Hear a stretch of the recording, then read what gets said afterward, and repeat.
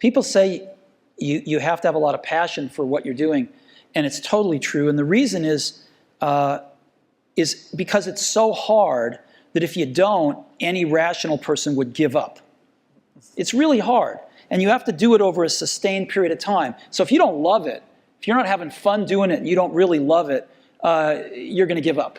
And that's what happens to most people, actually. If you really look at the ones that ended up being successful, unquote, in the eyes of society and the ones that didn't, oftentimes it's the ones that are successful loved what they did so they could persevere when it got really tough.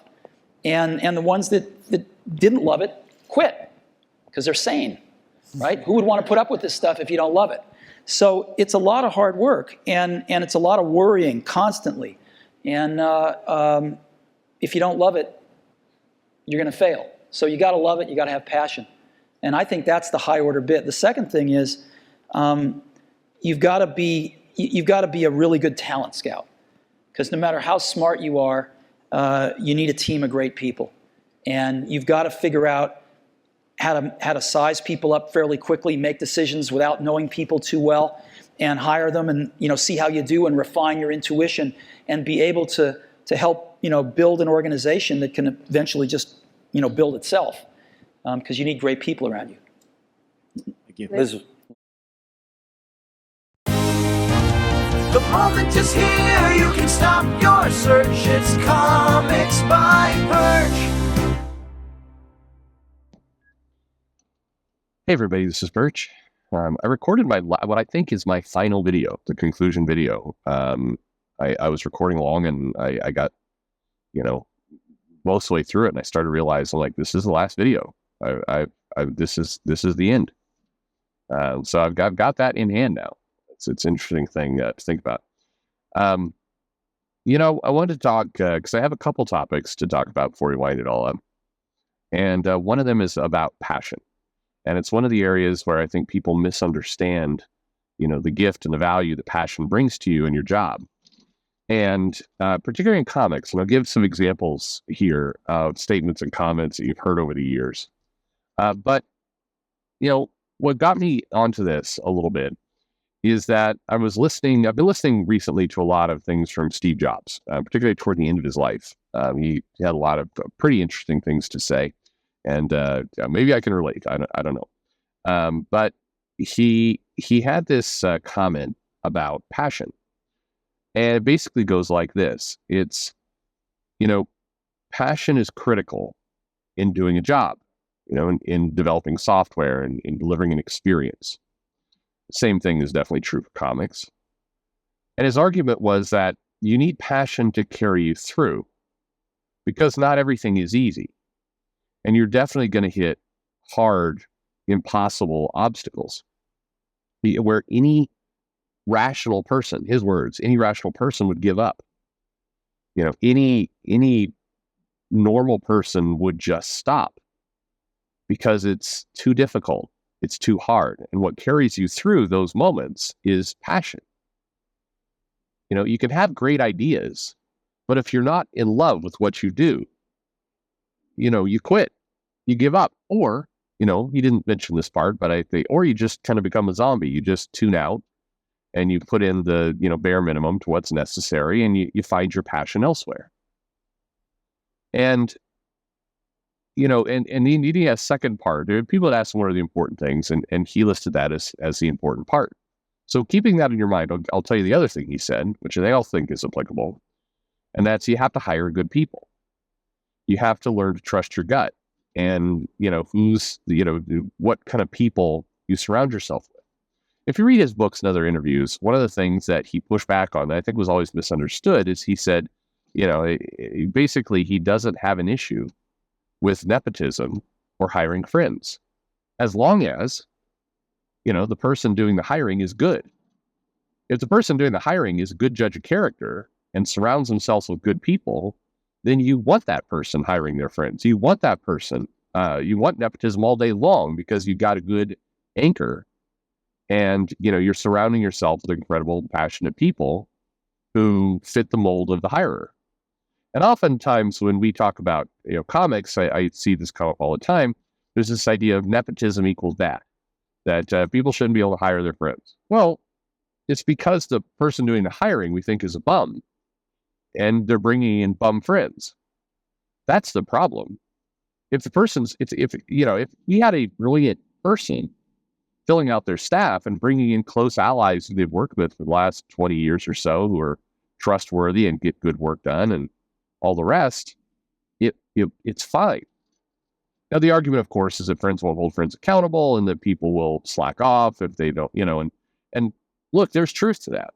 But I would argue that a combination of passion for what you're doing, which is where we're getting back to, and, just good work ethic, good people, good judge of character, you wouldn't have that problem.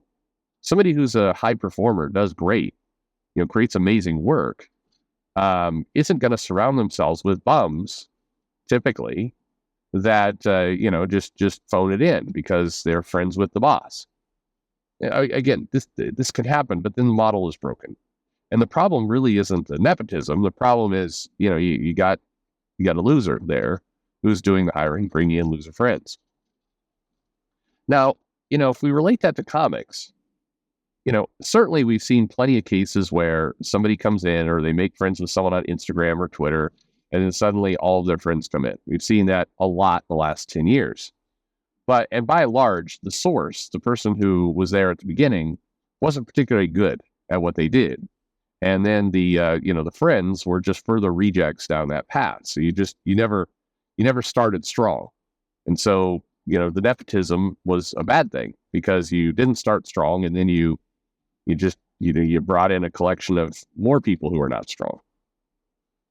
But it's passion that kind of is on my mind. And it really gets down to, I fully and truly believe the truth in that statement of Steve Jobs, which was, if you don't have passion, you're going to quit or you're going to phone it in.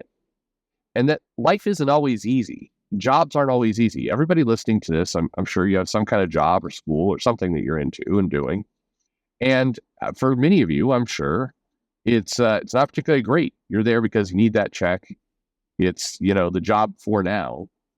But if you can imagine the times when you've really been inspired and passionate about what you do, you get a better result, right? Your work is better. The stuff you do is better. Your own happiness is better. Everything is good, even when things are going hard, even when you're facing that. Now look at comics for a moment. Look at how many times we see these interviews or threads or speeches from creators along the lines of, comics broke your heart. I love Jack Kirby. I think he is absolutely a brilliant storyteller. Can never credit Kirby enough. I do hate that quote of his, though. The comics will break your heart, kid. I mean, it's truth. It definitely can. But that quote has been used very poorly. That quote has basically been used to kind of infer a certain dismal, crummy nature to comics. The business is bad. The business is tough, and bad people will screw you over and all those things that can break your heart. But people use it as a way to kind of talk down about comics, about how it's a tough thing, as opposed to what Kirby was actually really saying, which was, it was more about the heart. His heart was in comics. It was always in comics, and he was going to keep going back to comics because he loved it so much. That was his passion. And what he's trying to say is, the business aspects, parts of comics will break that heart. You'll make that heart sad, but it doesn't mean the heart isn't still in comics. It is. It's still there. That's the dynamic. In a different way, he's saying the passion carries you through even when any sane, rational person would stop. For a lot of people, though, comics is not about passion. And look at some of the quotes we've seen kind of across the board. One of the most bizarre kind of editorial things at Marvel that gets said a lot that I truly despise is that, if a writer is a huge fan of a character, you never put that writer on that character. They won't be objective. They'll love that character too much. What a weird way to convey. What a weird decision. Imagine that, putting that into a different system. It's like, well, this architect loves building houses, so we can't, we can't let them build houses. This architect will build parking lots instead, because they're they're clouded by their love of houses, so we can't possibly let them do that. Or a scientist saying, this person loves, to discover kind of new things, to understand new reactions in chemicals. So we're definitely going to make this person an accountant because they love it too much. Other professions do not have that same mentality. This is a weird comic thing where the idea that if you love something or you're passionate about something, it must be a weakness or a flaw as opposed to a strength. And that's just fundamentally wrong. If a writer loves Spider-Man so much that they turn in just the worst kind of work, well, then, fortunately, there is a safeguard to that called an editor that is meant to steer that writer into a good path. That's what they're paid for. But the passion should be celebrated, not, avoided, not scolded, not waved away. The passion is what's going to carry this person through to create great works of art. If you catch up on interviews with comic creators about, some of the legends about things that they're most proud of and done, a common thread is those projects they had a ton of passion, a ton of heart for. And so, of course, the work turned out better. You can look across the board at instance after instance after instance of things in comics where there is a definite steering away of aspects of the industry, of basically telling people, if you're too into something, it's not for you. Whereas the best thing and the best healthy thing for the industry is almost the exact opposite. Life isn't meant to be easy. I think, for many of you, you already work, you have a job. For some of you about to go into the workforce, avoid one trap, because it will make you unhappy. It will ruin passion. It's a destroyer of a lot of good work. And that's the idea that it's easy and that it should be easy. Great things shouldn't be easy. They should be passionate. They should be enjoyable. They should be, that you should take pride in what you do. But easy is not a primary goal.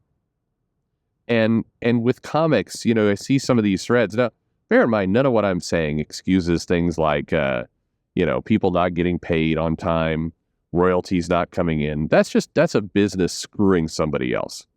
Full stop. That's what that is. That has nothing to do with, hey, just tough it out, kid. That's somebody that's a company who's being, either just dodgy or blatantly, illegal in what they're doing. But comics, the creation of a story, I see some of these, some creators complaining about, oh my God, I'm stuck on this page. It's so hard. I'm going to watch TV instead. Or, I can't draw, I need to draw a building here. That's really what there's an artist. I won't go into it, but the artist's like, I need to draw this set of buildings. I hate drawing buildings. So I'm just going to, hope that some word bubbles go over a lot of the aspects of this. Like, I'm sorry, the part of the job is tough. And I'm sorry if you're an artist and, Brian Michael Bendis is your writer and half of your art's going to get covered up. I'm sorry. But that struggle, that passion is a good thing. And I'd ask you to just notice as you look in comics, look at how much people disparage that passion. Or, alternatively, look at where it's mocked.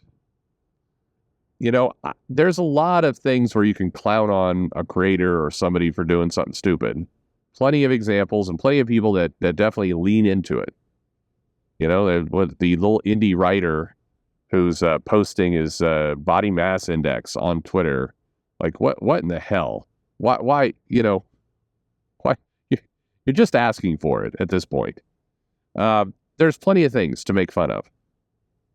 But one of the parts I think that's wrong is when somebody is genuinely passionate about something, when they genuinely love what they do, that's not the thing to mock. I want them that way. I want them in a cute, cheesy way, loving what they do, because it's often that is the start, not the whole answer, but it's the start to getting good results. Anyway, something to think about. Hey, There you have it. Like, subscribe. I guess people have been saying they're not getting notified on videos, so I guess click the bell for notification. Does anybody do that anymore? Well, go ahead. And thanks for listening.